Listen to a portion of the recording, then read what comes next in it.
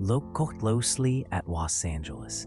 It feels like a tropical paradise. Millions of swimming pools, emerald green lawns, and endless palm trees. But this is an illusion. Geographically speaking, a city of 4 million people simply shouldn't exist here.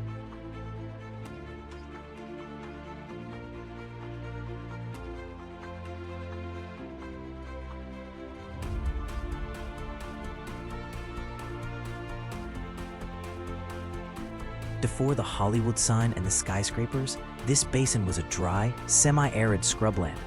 Nature intended this place for lizards and sagebrush, not for water parks. So how did LA survive?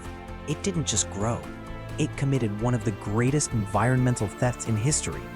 To build this city, Los Angeles had to reach out 200 miles away and kill a river.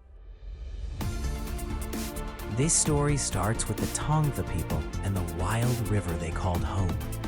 For centuries, their life here in Yunga was shaped by its unpredictable flow. When Spanish settlers founded their pueblo in 1781, they too depended on this river. For 100 years, it sustained a small town. But look at this map. This twisting natural path was both a lifeline and a looming threat. The threat was devastating floods.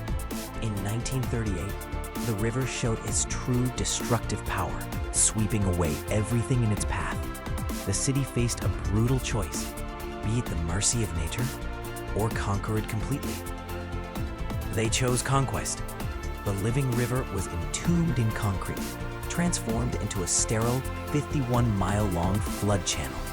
Its wild heart was paved over to secure the city's future, becoming a stark monument to humanity's will to control nature at any cost. The railroads changed everything. With them came a flood of colorful posters promising a sun-drenched paradise, California, the cornucopia of the world. The marketing worked perfectly. Trains disgorged thousands of hopeful new settlers, each needing a home, a lawn, a future.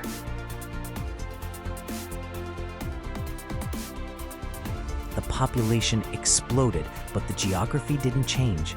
The modest LA River, taxed beyond its limits, began to vanish. Wells ran dry. By 1904, the city faced a brutal reckoning. It had sold a dream of abundance, but was running out of the one thing that could sustain it: water. A sense of panic set in. The man who would answer this crisis was William Mulholland, a self-taught engineer who rose from digging ditches to running the water department. He saw the shrinking river and the growing city and realized the brutal math. To save the Los Angeles they had built, they could no longer rely on the Los Angeles that existed. The solution lay far beyond the horizon. Mulholland's gaze settled on a target 250 miles to the north, the Owens Valley. Nestled against the snow-capped Sierra Nevada, it was a world apart from thirsty Los Angeles. A fertile, green paradise fed by reliable mountain streams. For local farmers and ranchers, this water meant life, community, and prosperity. They couldn't imagine that their biggest threat wouldn't come from drought, but from a city they'd hardly heard of. Los Angeles didn't come with an offer. It launched a covert operation. City agents, posing as private investors and harmless ranchers, quietly moved through the valley. Farm by farm, they bought up the key to its survival: the water rights. It was a campaign of secrecy and deception, a real estate heist of an entire watershed. By the time the remaining residents pieced together the puzzle, it was too late. Los Angeles now legally owned their river.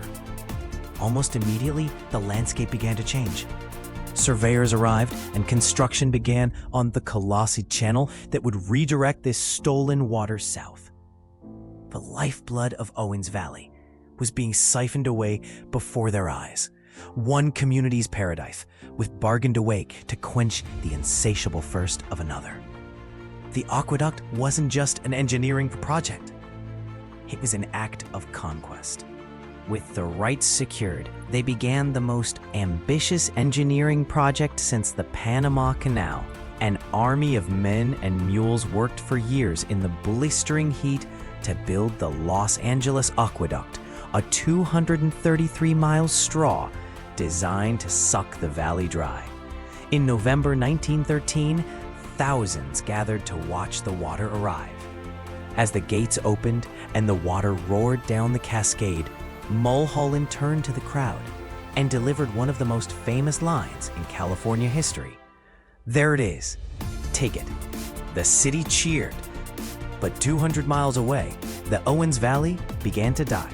Today, Owens Lake is largely a dry, toxic dust bowl, the source of massive pollution storms. The farms are gone. The community was decimated.